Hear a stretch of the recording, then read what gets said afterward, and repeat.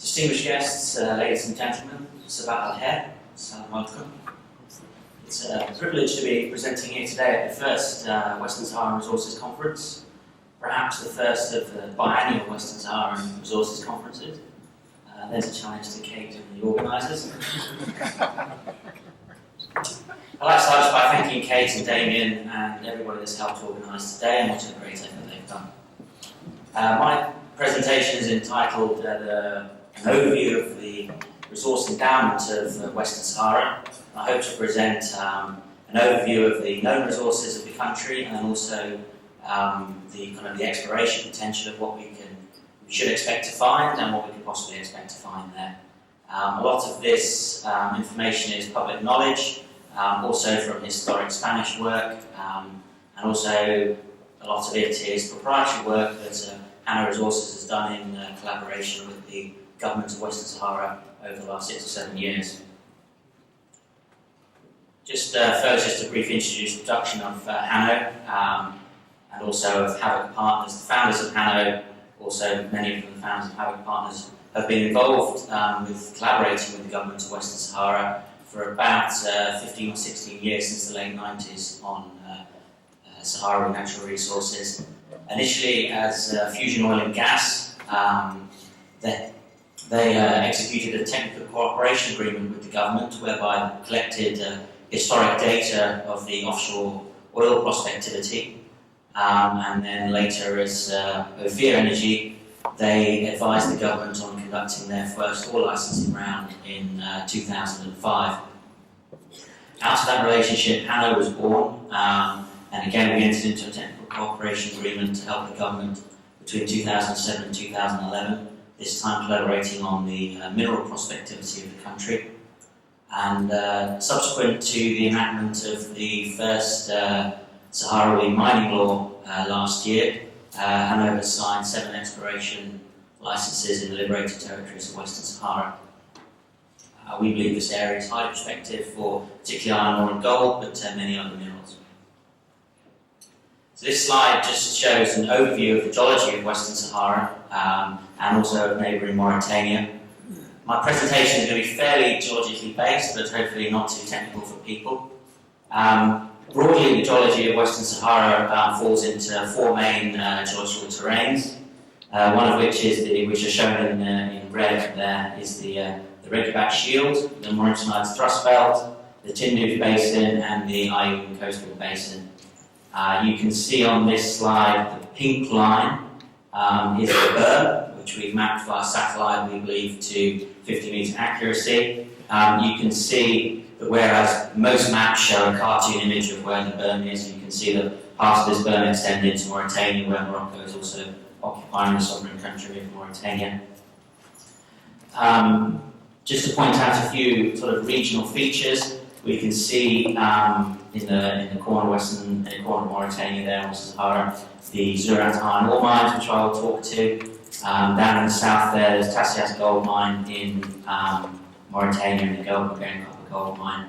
The Boukra phosphate mine, which I won't speak much to because there are several other presenters talking about phosphate. And the recently drilled Cosmos well CV1 is also shown offshore there. So a lot of this we are presenting our own work, but also drawing analogies by work being done in Mauritania and other areas. So just moving on to the Reykjavik Shield. The Reykjavik Shield is part of the West African Craton. It's the same geology as you find down through Ghana and Guinea, and we all know how prospective that is, with many gold mines down in Ghana. This is the same geological terrain. It falls into 2 parts, the southern Archean Age and the northern Paleoproterozoic. You can see that Tassias gold mine lies in a greenstone belt marked in green within this Archean domain, and it is greenstone belts that is where you find 80 to 90% of the gold in West Africa. So that is the rock type that you're looking for.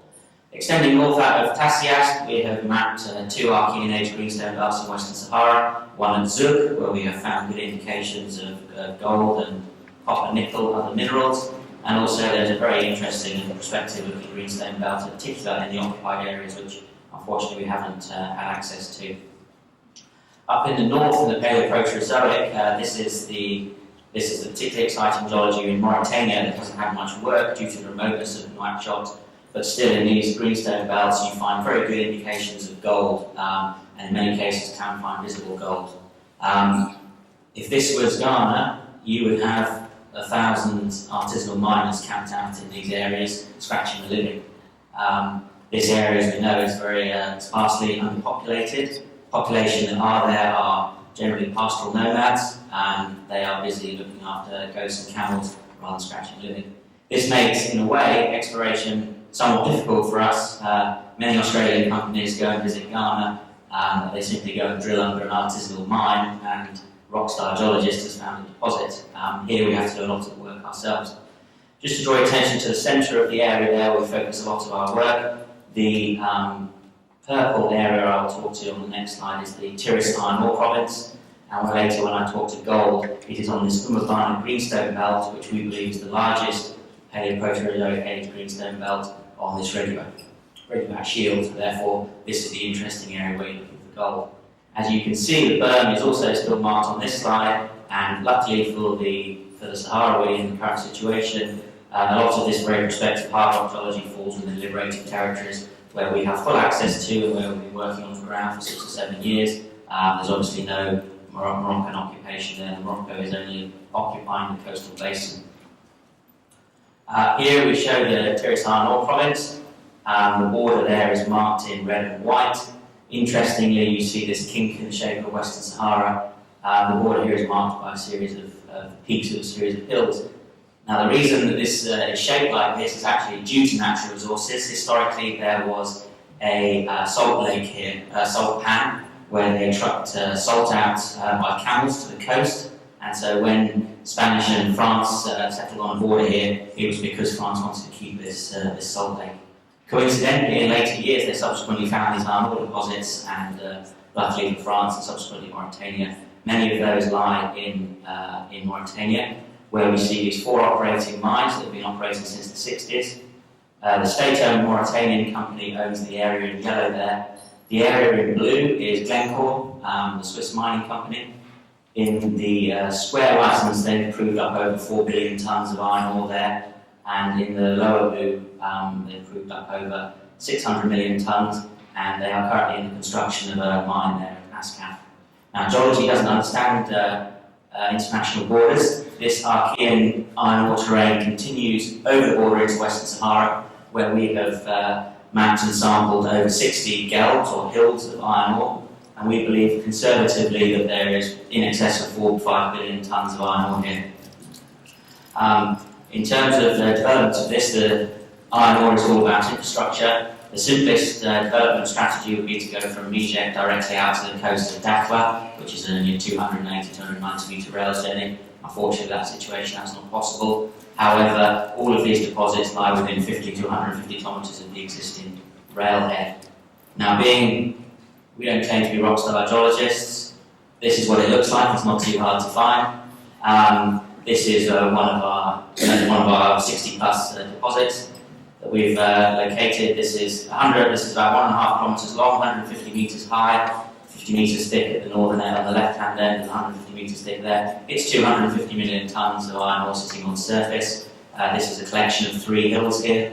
It's about 500 or 600 million tonnes, we believe. That could easily support a mine doing 5 to 8 million tonnes a year, which even in current prices would generate something in the order of $30 to $40 million of royalty and tax revenue to the government of Western Sahara. We believe there are 6 or 7 of these type of projects lying in this area. Moving on and somewhat backtracking to our original work that we did in collaboration with the government. The liberated territories of Western Sahara, nobody's done any geological work here since the Spanish left, obviously in 75. And even then, in the late 60s and early 70s, the Spanish only conducted 3 geological surveys from the coast into this area. Those samples collected in 71 through to 73 have sat in the vaults under Barcelona University for the best part of 40 years. And Hanno is sponsoring a Saharawi student that's completing a PhD looking at those rocks and also the field notes from the 70s, and also participates in all our field excursions to liberated territories and in this conducting a PhD on the geology and metagenesis of Western Sahara. So we have mapped the liberated territories at 1 to 200,000 scale based on satellite. This is the best known mapping, obviously, of this area. Historic mapping was at 1 to 1 million scale. All of this data we did under the Technical Cooperation Agreement, and obviously has all been handed over to the government. And the fundamental principle here is that you need to know the geology, gives you the fundamental understanding of what your potential mineral resource potential is. And so part of the work that we've been doing is to sort of highlight that and to grant the government the ability to know about their geology. Over in Mauritania, this type of work was funded by the World Bank. They spent $16 million mapping Mauritania for the Mauritanian government. Unfortunately, again, because of the political situation, that avenue of funding isn't available for the Saharawi government, so we have to fund this privately. We do a lot of our work sitting in company offices in Perth on doing remote sensing, where we've identified over 70 Landsat-based Gossan targets. These are potential gold and base metal targets, and over 160 Aster-based alteration targets.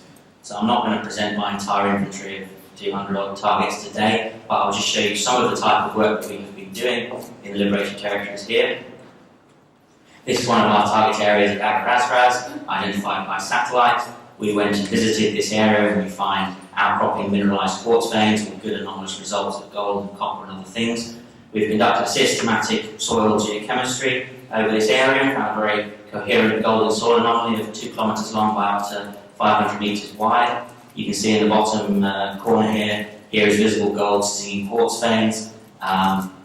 The analysis of this came back at 16.8 kilograms a tonne of gold, which is an absolutely ridiculous result and unrepeatable, but it shows that there is gold in the system here. All our work is done predominantly with Saharawi employees. We have 2 expat geologists. When we go into the field, we go out a month at a time for 3 or 4 months of the year. We have a team of 25 Sahrawis, drivers, cooks, everything else, of which we have a team of 6 Saharawi geologists. Those geologists, obviously, they have studied for many years in the likes of Spain or Cuba, Russia, other areas, Algeria. They've never worked in industry. They've been sat in the camps for their whole lives. Some of them, we have taken them from the camps to their country for the first time. And not only are they able to visit their country for the first time, but they're also able to work in the industry that they've studied at university for 5 or 6 years. So some of that is quite heartwarming to see. We have geophysics equipment in country, which again we've built up the Sahrawis, and the Saharawi guys run these ground-based geophysical surveys for us. These guys knock out 25 kilometres a day walking for 4 weeks straight. They're very hard-working and very efficient guys. And also we do very detailed geological mapping work here. This slide just goes to show that the one I was just talking about there was Agarazraz G52 in the previous slides. Just to the north here is Agarazraz Labiag, which was our single best Aster target, which again is another sort of granite porphyry body, hydrothermally altered. Significant gold in quartz veins up to 20 grams a tonne over 1.8 kilometres. The people that do our work on the Aster also do work for the likes of Center in Egypt. Their Sukari deposit is a 15 million ounce deposit. This is identical in dimensions and Aster signature and everything else. They describe perfectly what we would find before we even visited this area. So this has potential, which we haven't started drilling yet. We need to do more geophysical surveys to target our drilling, but this could easily be a 10 million ounce gold deposit here. There's no reason why it can't be. Just moving on to the second geological terrain, and all the rest of these will be much shorter now. This is the Mauritanian thrust belt, a very complex area of similar age to the Reggae Shield that has been later deformed. It's very complex, but I've shown it as a very simple purple blob. These areas marked in red are project areas that have been identified by the Moroccan government, ONIM, Moroccan ministry. All these projects are advertised on the ONIM website, trying to attract foreign investment. You will see some of the work that these guys have done in the occupied territories here. They have conducted 2 aerial geophysical surveys, one of which in 2002, the later one in 2004. This is aeromagnetics and radiometrics, which is why you see that a number of these targets are uranium-based, being the radiometric signature, or iron-based, the magnetic signature. They've also conducted geochemical survey over these areas in 2 large blocks.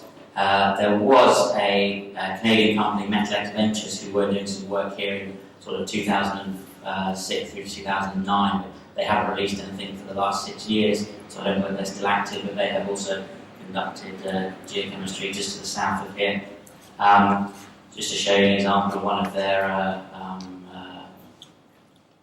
promotional brochures. This is for Clayback Fuda, where they claim to have made this discovery of this carbonatite intrusion. We have samples that the Spanish collected here in the 60s that we are also working on and analysing, so we know that it potentially wasn't discovered by them. Very strong radiometric signature, and they've also commenced some drilling, and there's very good indications of niobium, tantalum, uranium, and rare earth elements, which you would expect in a quartz deposit like this. The rare earth elements are the ones that were alluded to earlier, I think, by somebody. This is what you have a teaspoon of in your plasma television screen.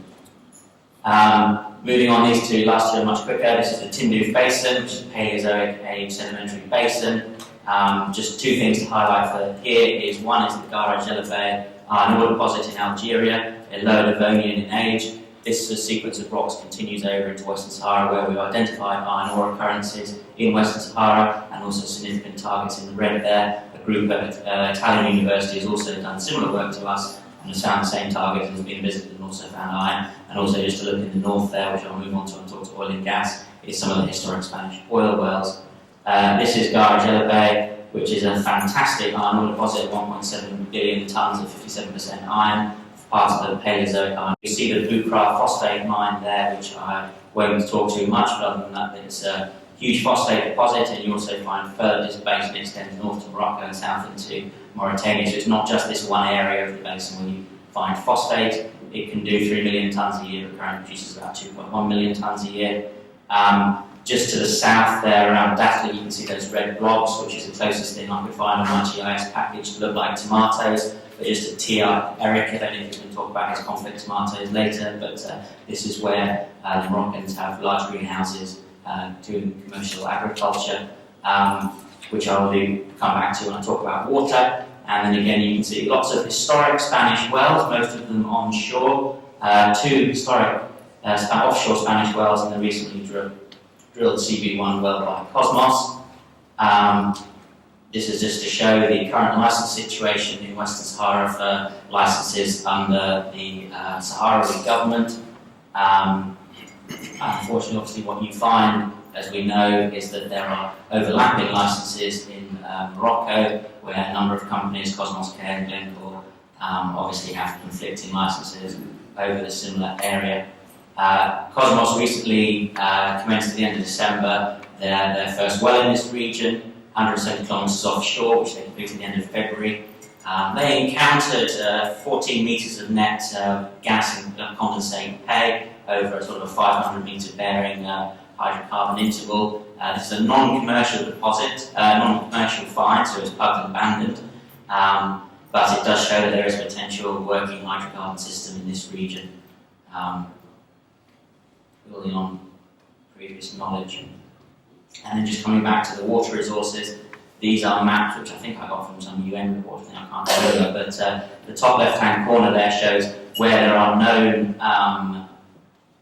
productive aquifers in North Africa, of which you can see obviously in Western Sahara, the Ayoub Basin is the only one. I do believe the Tindouf Basin is also prospective for water as well, but not a lot of work has been done there. And of course the Reggabat Shield, unfortunately for the liberated territories, is hard rock, and although you find water in fractured granites and things, it is by no means a sustainable water resource. So this ties back into the bottom right there, shows that there is less than 200 millimetres a year rainfall in the entire of this area. Of course, it's the Sahara Desert.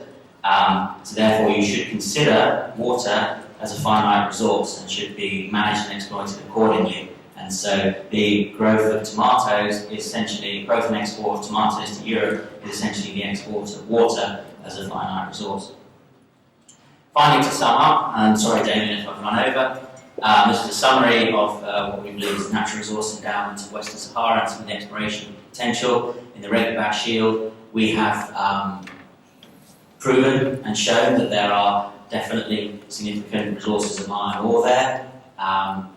There is a significant potential for precious and base metals. I didn't talk to uranium, but there is possible for uranium resources as well. There are significant uranium deposits in Mauritania, close to the border close to the Western Sahara border. The Mauritanian thrust belt, there is significant potential for rare earth elements, specialty metals, as we've shown in uranium. And I also believe there's very significant potential for precious metals and base metals as well, which you find in the same rocks, the same thrust belt in Mauritania. Of course, as I said, the uranium and things like that is better known at the current time due to the fact that the Moroccans have only really done radiometric surveys. Tindouf Basin is potential for iron ore, as I showed you, oil and gas, and also, I think, water. And the Ayoub Basin, we have the known deposits of phosphate that later speakers will talk to, known deposits of water. There is potential for oil and gas, and also there's other possible resources for things like potash, other sedimentary type deposits like potash and mineral sands as well. So, thank you very much.